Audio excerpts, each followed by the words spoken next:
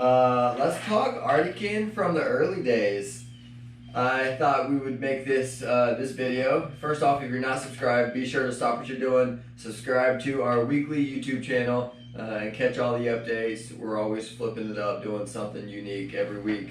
But this week we're going to talk about the origination story of ArtiKen, the history, the heritage, where it came from, how it started, and just the whole story. So if you've been to the website before, maybe you've clicked on the story. Brief synopsis of kind of how it started and where it started, but today we're going to kind of expand and elaborate on how ArtiKen started and the name and just a whole bunch of detailed information. So we're going to go back to when I was in college. I'm going to go back to like 2010. And I was on the cross country team at the University of West Florida, and I had a teammate. So I was actually the captain of the team, and I was responsible for a lot of, not necessarily the recruiting, but the recruits stayed at the house that like a team of like 5 of us lived at. And one time we had a Kenyan coming over literally from Kenya. He had never been to the States before, and it was my responsibility to head to the airport, Pensacola Airport, to pick him up, bring him back, and just make him feel as welcome as possible. So that's exactly what happens. I drive to the Pensacola Airport. I'm pretty sure it was a weekend evening at some point, and I pick him up from the airport, and Titus Chariot is his name. And he spoke very, very, very little English at the time. So I picked him up, and I remember being like, "Hey Titus, how's it going?" And his response was instantly like, I think like, "Hi." And I was like, "Oh, okay." So I instantly slowed down the communication and started being like, "Where in Kenya are you from?" And we found out he was from Eldoret, and then next thing you know, we just head back to the house. Realized he doesn't have any food, so we head right back in the car, and we actually headed straight to Publix before we got home. I had a little allowance for him, and it was so funny. So we head into Publix, and all he wanted was like rice, flour, and cabbage. And I was like, we're not coming back here for like a week or so. Get some food for at least 7 days. And he was super content on like I've got ugali, I've got cabbage, and I think he picked up some meat, and that was it. That's literally what he ate for about a week. And then he just slowly became more comfortable. And next thing you know, like a year or so later, he was working at Chick-fil-A bringing home chicken sandwiches. So he definitely became Americanized. But the reason why Titus is brought into this is because Titus, when he landed from from Kenya, he was wearing the popular Kenya flag bracelet that we're all aware of, right? So he was wearing this right here, and I was in love with it. And I was like, wow, that's super cool. More or less, I was just really impressed with the beadwork. And I had never seen really anything like it in the United States. It's not like they were in malls. It's not like they were, I hadn't really seen anything like it. So I loved it. I asked them if I was able to get one for myself. And next thing you know, it was more along the lines of, next time I go back to Kenya, I'll grab you one. And Titus never went back to Kenya. He graduated with a degree in engineering and ended up finding a job in Canada, and never went back. So my dreams of having a sweet beaded bracelet from Kenya never came to fruition. Fast forward like 5 or 6 years, and I'm now working in Oregon at Nike, and right across the street from Nike World Headquarters, there is a trail called the Jeff Hollister Trail, and it's about 1.5 miles, 2 miles long. I can't exactly remember, but really beautiful trail. And you see a lot of athletes that run or live and train in Beaverton, Oregon, whether it's Bowerman Track Club or formerly known as Oregon Project. And at the time, WCAP was actually training there. So where they're now stationed in Colorado Springs, they were actually training in Beaverton, Oregon, under Dan Brown. So this was Paul Chalimo, this was Shadrach Kipchich here, this was Paul Katam, Aaron Rono, and I think that's like the core part of the group, but it was at least those 4 individuals, maybe a couple others, and I had been on my lunch break on one random day, and happened to be running counterclockwise around the trail when Paul and Shadrach were running opposite from me. So as we're running on the trail, I come across them and I noticed that they are also wearing the Kenya beaded bracelet that we had all seen before, right? And I was like, shit, like here it is, 5 years later, the same bracelet that I've always wanted, just ran right by me. So I was aware of who Shadrach and Paul were. We definitely weren't friends at the time, and I actually ran against them once in college. Fun fact, that was my PR to this day. I was at Florida Relays in UF, Gainesville, and I went 15:31. And Paul and Shadrach took first and second that day, and they went 14:01, 14:02, and they lapped me. So, yeah, I competed against Paul and Shadrach back in college, but that's the extent of our relationship, was one track meet in the University of Florida. So I see the guys, they're doing their training, and I'm going the other way, and they're just out on an easy run. So I was like, all right, should I just wait to see him again, or should I just turn around, catch up to him, and like figure out this whole beaded bracelet this thing? And by the way, this is not even like a business idea, right? Like, this is just, I want the bracelet.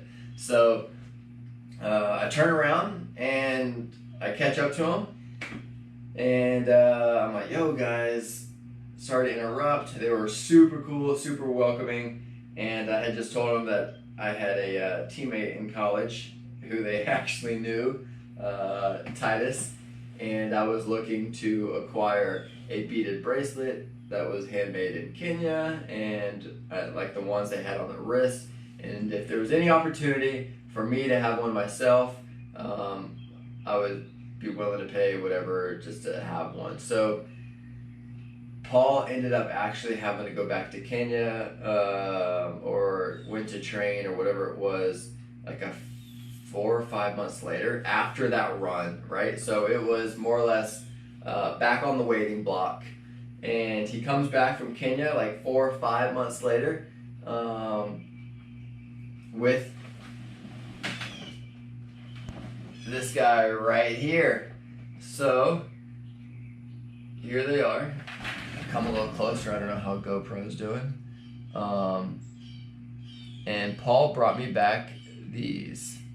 So Kenya flag, and I didn't even like request like my name on it. I knew it could be done.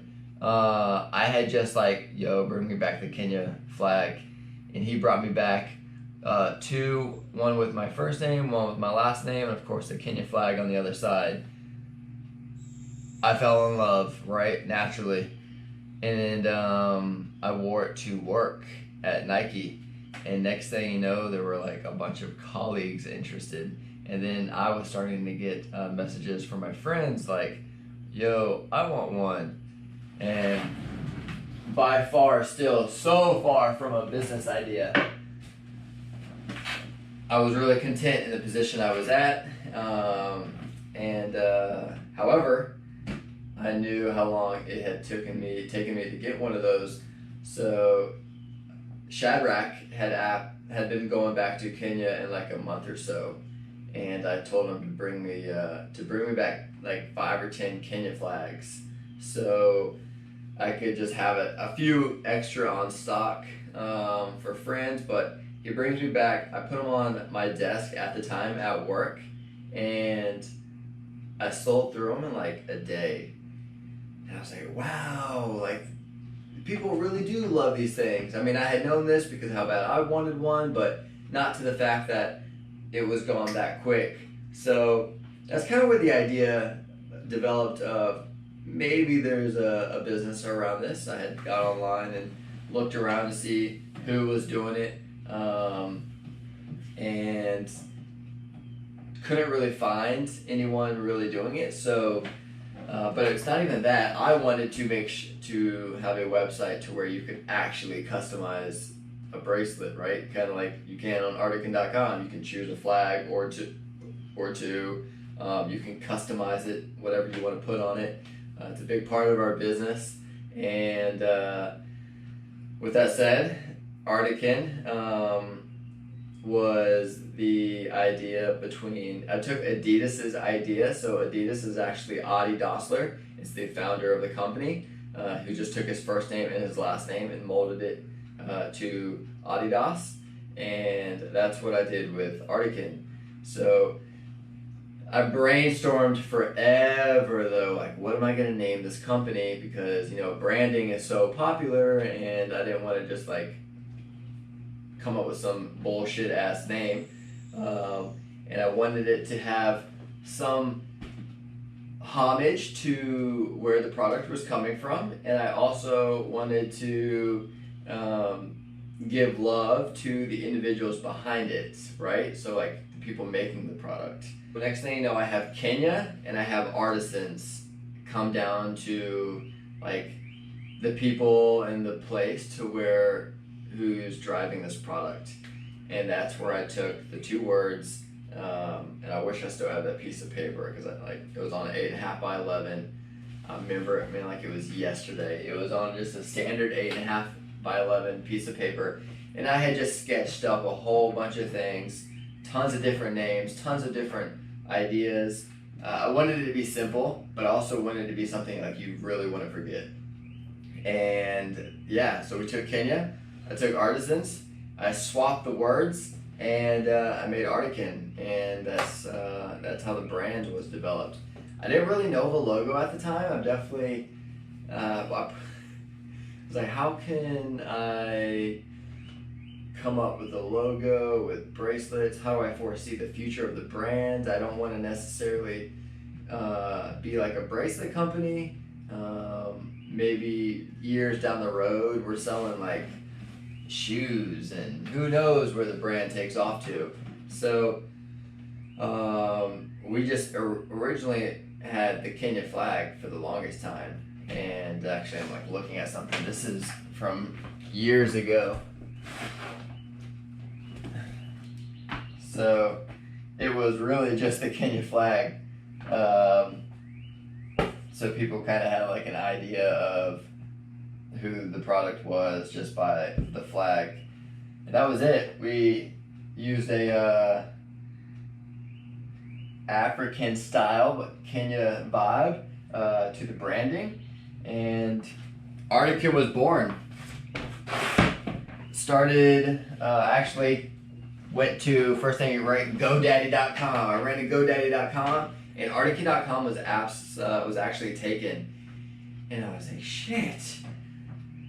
I get on ArtiKen.com, and it was like, the website was parked. It really wasn't being used. I find out who the owner is. I reach out to him, and dude wanted like a couple $1,000s for it.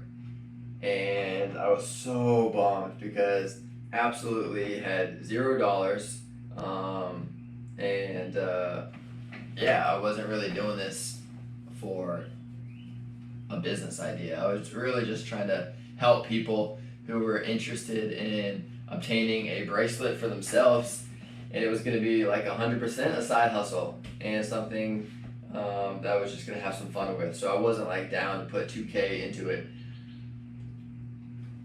I let the weekend go by like bummed because I was so sold on the name, and I was thinking of like other ArtiKen, something just to have a website. And I'm talking like ArtiKenBracelets.com or ArtiKen. Like, what was I going to add to the website? But I was so sold on owning ArtiKen.com. I reached back out to him and I was like, yo, like, I've seen you own this website for 10 or 15 years. Like, what's it gonna take for me to get this from you? I don't think have you ever used it, and he had really just been sitting on it. I tell him what my intent was, to sell product that was handmade in Kenya, and giving back 10% of the proceeds back to clean water initiatives.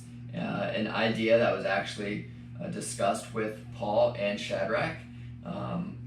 Being that the product was made there, I wanted to make sure that we gave back there. So we discussed some different initiatives. Clean water ended up being where we took it, but we looked at a few things like education, and I can't even remember the other one, but education was definitely one of the other ones that Shadrach had pitched. But clean water was the route we went. Super glad we did because of the severity of it over there. So that was where 10% was born, and the guy, after hearing the story, was completely went 180 and kind of just relinquished it and said you can have it. And over a week, it went from $2,000 to I was the owner of ArtiKen.com, and it started from there. And I placed an order through Paul or Shadrach for like 50 flags, like one of every country. I know there's like 270 plus, but one of like the top 50 countries, at least that we're going to be competing in the Olympic Games, since we launched July 4th of 2016, like a month before Rio. And then I brought in a couple like Oregon Track Club, BTC, super basic bracelets that just like background and text. And back then it was like there's structure to all of the characters now. Like if you were to customize a bracelet and then customize something else and then buy something from the store, all of the letters are the same. Back then, we just got what we got, right? Like I wanted so-and-so's name. Like I'm looking at the G right now. They're completely different. Like here's a gap of 1 bead between the H and the R, and then here's a gap of 2 beads between the R and the I. So,